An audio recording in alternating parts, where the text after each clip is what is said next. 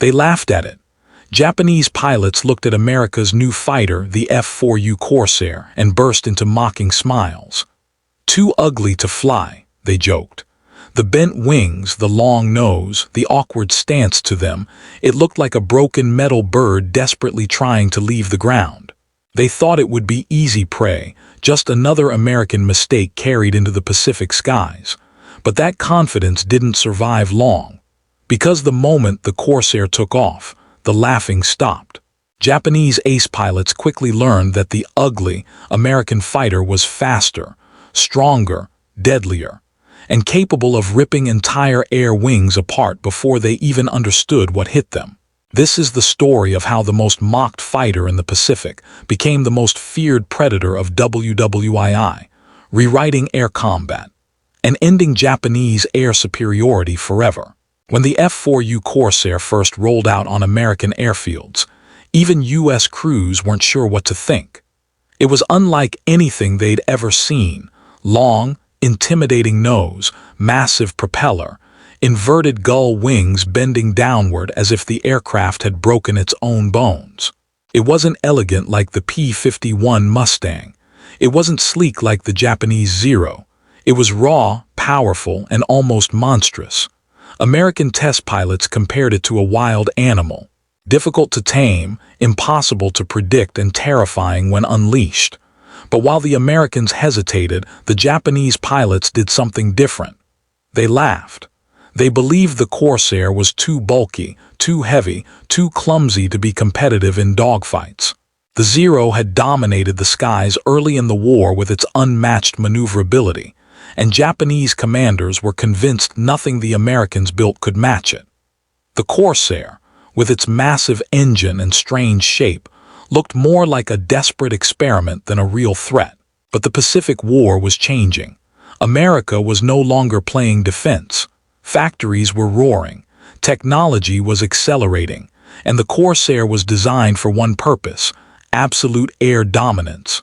The real secret wasn't the looks. It was what lived under that long nose. The Corsair carried the most powerful engine ever mounted on a WWII fighter, a 2,000 horsepower Pratt & Whitney monster turning a massive 13-foot propeller. It could climb faster, dive harder, and outrun anything Japan put in the sky. And unlike the thin, fragile Zero, the Corsair was built like a tank with wings, armored cockpit, self-sealing fuel tanks, heavy-duty skin that could survive brutal punishment. Even its wings weren't just weird, they were genius. The inverted gull design allowed that enormous propeller to spin without needing comically long landing gear, giving the Corsair the perfect blend of power and stability. But Japanese pilots didn't know any of this at first. They just saw something odd and assumed it was inferior. That illusion shattered the moment they engaged it in combat. The first encounters between Corsairs and Japanese Zeros were explosive. The Zero pilots tried their usual tactic: sharp turning fights, tight circles, forcing the enemy into a slow, deadly dance. But the Corsair didn't play by the old rules. Instead of turning, it climbed straight up. The Japanese pilots, suddenly confused, pulled their sticks back to follow, but the Zero's lighter engine couldn't keep up.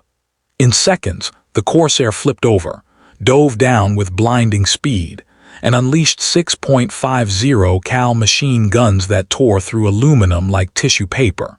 Battles that once favored Japanese agility now turned into slaughter. Corsair pilots began calling themselves the Angels of Death, striking from above with impossible speed. Reports from Japanese air groups became grim. They called the Corsair the Whistling Death, a name earned because the airflow over its wing roots produced a haunting, banshee-like scream as it dove. Pilots said they could hear it moments before their planes exploded. The Corsair wasn't just powerful, it terrified anyone who faced it. Zero squadrons that once dominated early war skies now found themselves overwhelmed. The Corsair outclimbed them, outdived them, outgunned them, and most importantly, outlived them. While the Zero ignited with a single burst of fire, the Corsair absorbed hits and kept fighting.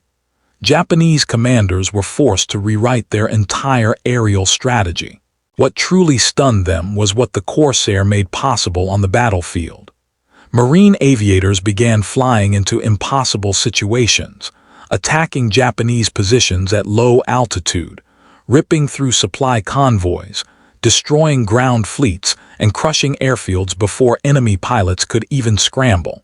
In the Solomon Islands, Corsairs escorted bombers deep behind enemy lines, shooting down interceptors with brutal efficiency. In the Marshall Islands, they swept Japanese skies clean in days. In Okinawa, they served as the primary defense against kamikaze attacks, shooting down hundreds before they could reach American ships. Yet the most unbelievable stories came from the pilots themselves. Lt. Ira Kepford scored 16 victories in only 5 weeks using the Corsair's insane climbing power. Marine ace Pappy Boyington snarled that the Corsair wasn't just a fighter, it was a hunter, using its speed to choose exactly when and how to kill. Pilots joked that once you mastered the Corsair, you didn't fight fair. You fought to win. The Japanese quickly realized this ugly airplane wasn't a joke. It was the nightmare they never saw coming. They tried sending upgraded Zeros, more experienced pilots, different tactics, but nothing worked. The Corsair turned the Pacific Theater into a test field for speed and brutality, and the Japanese couldn't match it. By 1944, Japanese air wings were collapsing faster than they could be rebuilt. Even Japanese engineers studying wrecked Corsairs couldn't believe the combination of ruggedness and lethal engineering. They saw rivets thicker than anything in their own fighters, fuel tanks that refused to burn, and an engine that was far beyond what Japan could manufacture at that stage of the war. They understood the truth. Their aircraft were designed for agility, but war had changed. The Corsair represented the new era, machines built not for elegance, but for overwhelming power. The Japanese pilots who once mocked its looks now feared its silhouette more than any other aircraft in the Pacific. By late 1944, Corsairs were dominating every altitude from wave-skimming strafing runs to high-altitude bomber escorts. They destroyed over 2,100 Japanese aircraft, one of the highest kill ratios of the entire war.